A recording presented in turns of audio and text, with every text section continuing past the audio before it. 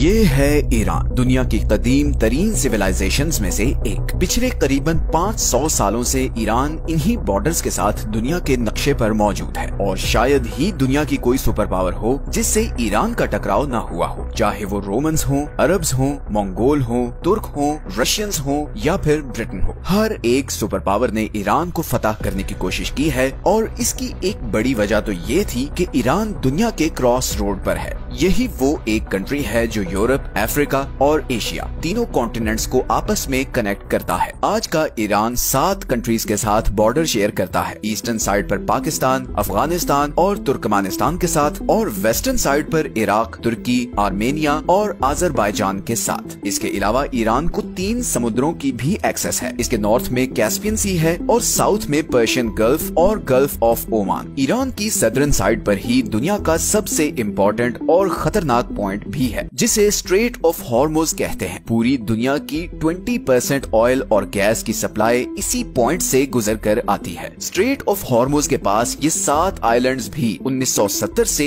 Iran के control में है। हालांकि इससे पहले इन पर यूएई का कंट्रोल था। इसी तरह इधर कैस्पियन सी में भी ये आशूरा डे आइलैंड ईरान के कंट्रोल में है। पिछले 40 सालों से ईरान वेस्टर्न वर्ल्ड के लिए एक सरदर्द बना हुआ है। लेकिन आखिर ऐसी क्या वजह है कि इतनी पावरफुल आर्मीज और इकोनॉमीज होने के बावजूद अभी तक कोई भी वेस्टर्न कंट्री ईरान पर अटैक करके उस पर कब्जा नहीं कर सकी? सब कंट्रीज जानते हैं कि ईरान पर डायरेक्ट अटैक करना बहुत ज्यादा बैकफायर कर सकता है। ईरान को अनकॉन्करेबल बनाने में बहुत सी और रीजंस के साथ साथ उसकी ज्योग्राफी का भी बहुत बड़ा रोल है। हम देखेंगे कि ईरान की हिस्ट्री, उसकी ज्योग्राफी और उसकी प्रॉक्सी वॉर्स ने उसे इतना पावरफुल कैसे बना दिया है।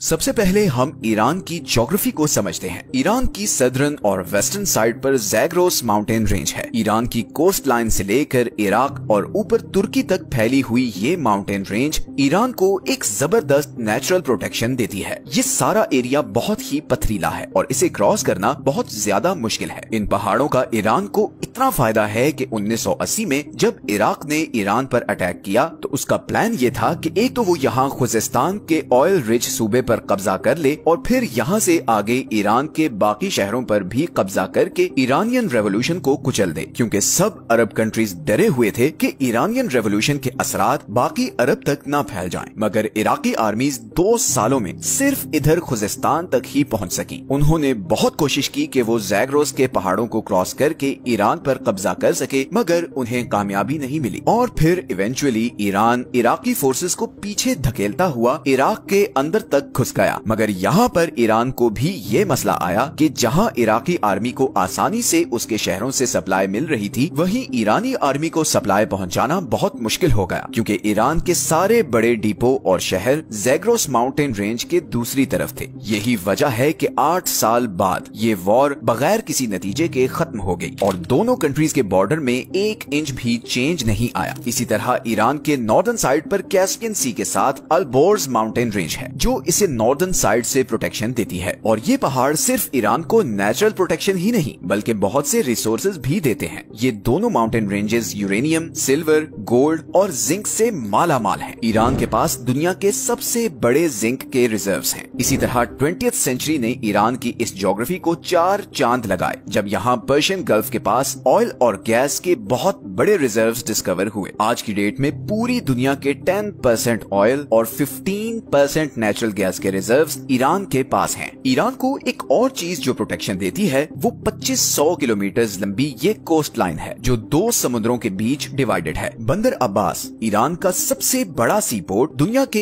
एक बहुत बड़े choke point strait of Hormuz से सिर्फ 70 किलोमीटर दूर है और यही पॉइंट आज ईरान का सबसे बड़ा जियोपॉलिटिकल लेवरेज भी है। अगर ईरान अपनी नेवी के जरिए ये पॉइंट ब्लॉक कर दे तो पूरी दुनिया की इकोनॉमी कोलैप्स कर जाएगी, क्योंकि दुनिया की 15% एनर्जी सप्लाई यहाँ से गुजर कर एशिया और यूरोप को जाती है। अब अगर फर्ज करें कि कोई ये कोस्ट लाइन और ये 2 माउंटेन रेंजेस क्रॉस करके ईरान के अंदर आ भी जाए तो यहाँ पर दूसरा सबसे बड़ा बैरियर ये दश्ते लूत और कविर रेगिस्तान है। लूत डेजर्ट को the hottest place on earth कहते हैं, क्योंकि 2005 में यहाँ पर 70 डिग्री टेम्परेचर रिकॉर्ड किया गया था। इस टफ और एबनॉर्मल ज्योग्राफी की वजह से ही ईरान को कॉन्कर करना ऑलमोस्ट इम्पॉसिबल रहा है। लेकिन आज की डेट में जो दूसरी चीज ईरान को इतना पावरफुल बनाती है वो है उसकी जियोपॉलिटिकल स्ट्रेटजी। सबसे पहले अगर हम ईरान के डेमोग्राफिक्स को देखें तो इसकी पॉपुलेशन तकरीबन 9 करोड़ है, जिसमें 95% शिया मुस्लिम हैं। ईरान में 62% लोग पर्शियन हैं, 16% आज़ेरी, 10% कुर्द और बाकी 12% बलोच, लूर, अरब और तुर्किक हैं। अब 1979 की शिया रेवोल्यूशन से पहले ईरान एक लिबरल कंट्री था और इस खित्ते में अमेरिका का एक बहुत स्ट्रॉन्ग एलाय भी था। इवन उस जमाने में अमेरिका ईरान को मिलिट्री जेट्स तक सप्लाई किया करता था। लेकिन फिर इमाम खोमेनी के आने के बाद यहाँ के सारे डायनामिक्स चेंज हो गए। आपको ये जानकर हैरत होगी कि 1979 से पहले ईरान और इसराइल के आपस में बहुत अच्छे रिलेशंस थे। इनफैक्ट ईरान 1948 में इसराइल को एक्सेप्ट करने वाला दूसरा सबसे बड़ा मुस्लिम मेजॉरिटी कंट्री था। लेकिन इमाम खोमेनी ने आते ही पैलेस्टीनियंस की सपोर्ट में आवाज उठाई और ऐलान किया कि अब से इसराइल ईरान का नंबर 1 एनिमी है। तेहरान ने इसराइल के साथ सारे डिप्लोमेटिक टाइज खत्म कर दिए। इसराइल जाने वाली सारी फ्लाइट्स कैंसिल कर दी गयी और तेहरान में मौजूद इसराइली एम्बेसी को पैलेस्टीनियन एम्बेसी में कन्वर्ट कर दिया गया। इसका सबसे पहला नतीजा तो ये हुआ कि इसराइल के साथ साथ ईरान के अमेरिका के साथ भी ताल्लुकात खराब होना शुरू हो गए। लेकिन ताल्लुकात की ये खराबी सिर्फ इसराइल और अमेरिका तक ही नहीं रही, बल्कि ईरान के गिर्द मौजूद सारी अरब स्टेट्स भी शिया रेवोल्यूशन के बाद अलर्ट हो चुकी थी। वो सब इस बात से खौफजदा थे कि कहीं ईरान की आइडियोलॉजी इधर अरब स्टेट्स तक ना पहुंच जाए और इसके नतीजे में उनकी किंगडम्स को अच्छा खासा नुकसान पहुंच सकता है। बिकॉज इन सब अरब स्टेट्स में बादशाहत थी। 1980 में इन्हीं सब अरब स्टेट्स ने मिलकर सद्दाम हुसैन को ईरान पर अटैक करने के लिए बैक किया था। यहीं पर ईरान को भी समझ आ गई कि अगर उसने सरवाइव करना है तो उसे अपनी आइडियोलॉजी को बाहर दूसरे कंट्रीज तक पहुंचाना होगा, क्योंकि उसके और उसके सबसे बड़े दुश्मन इसराइल के बीच ये सारे अरब कंट्रीज हैं जो उसके सख्त खिलाफ हैं। इसीलिए उसे कुछ ऐसा करना होगा कि इसराइल से दूर होने के बावजूद वो उसको थ्रेट कर सके। और यहीं पर ईरान ने ऐसे सारे ग्रुप्स को सपोर्ट करना शुरू किया जो एंटी इसराइल या एंटी ज़ायनिस्ट्स थे, जैसे कि पैलेस्टाइन में हमास, लेबनान में हिजबुल्लाह, सीरिया में फातिमियून ब्रिगेड, इराक में अल बदर और यमन में हौसी। इस सारे नेटवर्क को द एक्सिस ऑफ रेजिस्टेंस कहा जाता है और इसी नेटवर्क के जरिए ईरान, इसराइल और इवन अरब कंट्रीज पर भी प्रेशर रखता है कि वो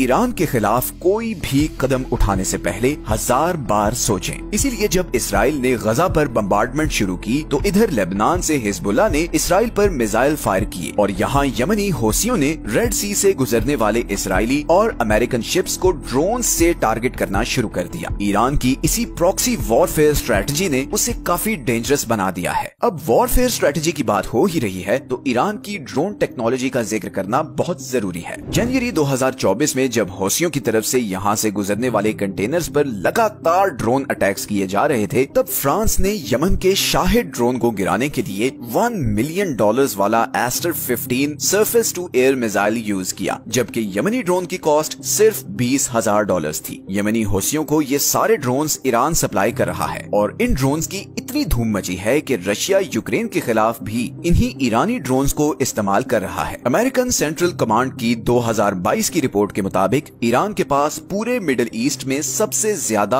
और मॉडर्न बैलिस्टिक मिसाइल हैं। ईरान के सारे मिसाइल्स 2000 किलोमीटर तक अपने टारगेट को हिट कर सकते हैं। तो इन अ नटशेल अगर हम ईरान की ज्योग्राफी, उसकी प्रॉक्सी स्ट्रेटजी और ड्रोन टेक्नोलॉजी को देखें तो इसके बावजूद कि ईरान पर वेस्टर्न दुनिया की सैंक्शंस हैं और उसकी इकोनॉमी ऑफिशियल ग्राउंड्स पर बहुत छोटी है, ईरान एक ऐसे कंट्री के तौर पर सामने आता है जिसके पोटेंशियल के बारे में बहुत सी अनसर्टेनिटीज हैं, चाहे वो उसका न्यूक्लियर प्रोग्राम हो, प्रॉक्सी नेटवर्क्स की फंडिंग हो या मिसाइल टेक्नोलॉजी। ईरान के बारे में बहुत से ग्रे एरियाज हैं जिनकी वजह से वेस्टर्न कंट्रीज उस पर डायरेक्ट अटैक करने से कतराते हैं। अगर हम सिर्फ यही एक पॉइंट को देखें कि दुनिया के 2 choke points strait of Hormuz और बाब अल मंदेब ईरान की टारगेट रेंज में हैं, तो यही चीज उसे बहुत पावरफुल लेवरेज दे देती है। और अब तो रशिया और चाइना भी अनऑफिशियली ईरान को बैक कर रहे हैं। अभी हाल ही में जब हमास के लीडर इस्माइल हुनिये को ईरान में असैसिनेट किया गया तो बहुत सी ऐसी अनकन्फर्म रिपोर्ट्स भी सामने आई कि रशियन इंटेलिजेंस और मिलिट्री जनरल्स ईरानी ऑफिशियल से मिले हैं और उन्हें यकीन दिलाया है कि अगर वो इसराइल के खिलाफ रिटेलिएट करते हैं तो वो